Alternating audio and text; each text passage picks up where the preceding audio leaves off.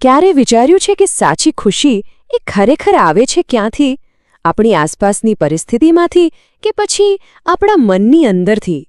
ચાલો આજે એક એવી જબરદસ્ત વાર્તા સાંભળીએ, એક એવા કાગડાની જેણે ખુશીનું આખું ગણિત જ બદલી નાખ્યું.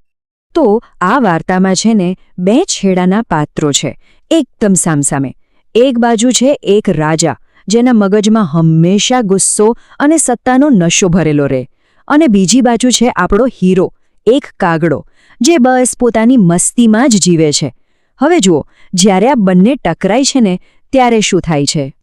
થયું એવું કે એક દિવસ રાજાની નજર આ ખુશ મિજાજ કાગડા પર પડી, અને બસ એની ખુશી જોઈને રાજાનું મગજ ગયું. એણે ગુસ્સામાં બૂમ પાડી, "કોણ છે ત્યાં? પકડો આ કાગડાને અને નાખી દો એને સીધો ગંદા કીચડમાં." રાજાને એમ કે આને બરાબરનો પાઠ ભણાવો, એનું અપમાન કરું. તો હવે શું લાગે છે? શું કીચડમાં પડ્યા પછી કાગડાભાઈનો બધો આનંદ ઉતરી જશે? શું એની હિંમત તૂટી જશે? ચાલો જોઈએ. પણ અહીં તો આખી બાજી જ પલટાઈ ગઈ.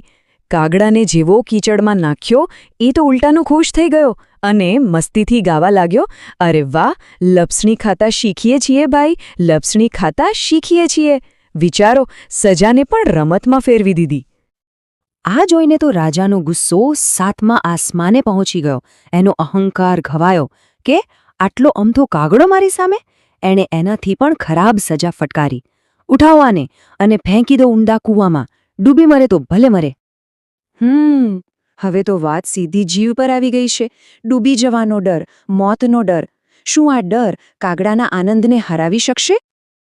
પણ ના, આ કાગડો તો અલગ જ માટીનો બનેલો હતો. જીવો એ કૂવામાં પડ્યો, એણે પાંખો ફફડાવી અને ફરીથી ગાવાનું શરૂ. "કૂવામાં તરતા શીખીએ છીએ ભાઈ, કૂવામાં તરતા શીખીએ છીએ." અદ્ભુત! મોત જેવી પરિસ્થિતિને પણ શીખવાની એક તક બનાવી દીધી. રાજા હવે સાવ પાગલ જેવો થઈ ગયો. ગુસ્સો તો હતો જ, પણ હવે હતાશા પણ ભળી. એણે ચીસો પાડીને કહ્યું, "બસ, બહુ થયું. હવે આને સીધું કાંટાળા થોરના ઢગલા પર ફેંકી દો. એના આખા શરીરમાં કાંટા વાગવા જોઈએ. પછી જોઉં છું કે કેવી રીતે ખુશ રહે છે."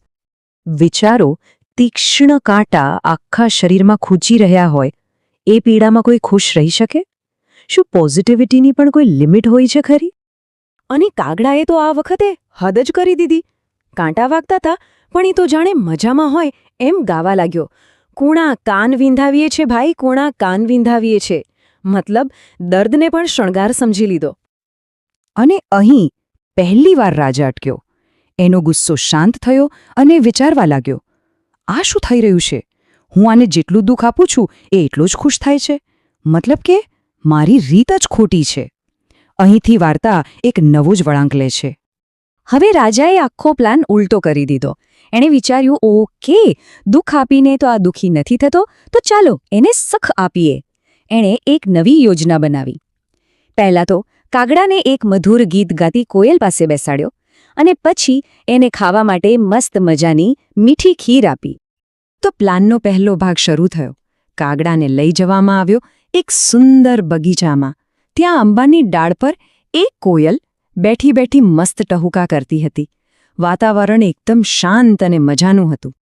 અને આપણો કાગડો, એ તો ત્યાં પણ એટલો જ ખુશ. એણે પણ કોયલના સૂરમાં સૂર મિલાવ્યો, "કોયલના ટહુકા સાંભળીએ છીએ ભાઈ." અને આ પોઈન્ટ બહુ જ મહત્વનો છે.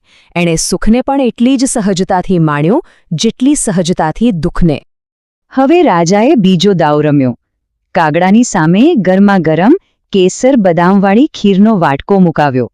રાજાને હજી એ આશા હતી કે કદાચ આટલા બધા સુખ અને લાલચ જોઈને કાગડો પોતાનો સ્વભાવ ભૂલી જશે. પણ કાગડાભાઈ તો કાગડાભાઈ, એનો આનંદ તો એવો ને એવો જ અડગ. એણે તો મજાથી ખીર ખાતા ખાતા ગાવાનું ચાલુ રાખ્યું, "મીઠી ખીર ખાઈએ છે ભાઈ." આની સાથે જ એણે ફરી એકવાર સાબિત કરી દીધું કે સાચી ખુશી બહાર નથી, એ તો અંદરની વાત છે. બસ અહીં રાજાએ હાર માની લીધી.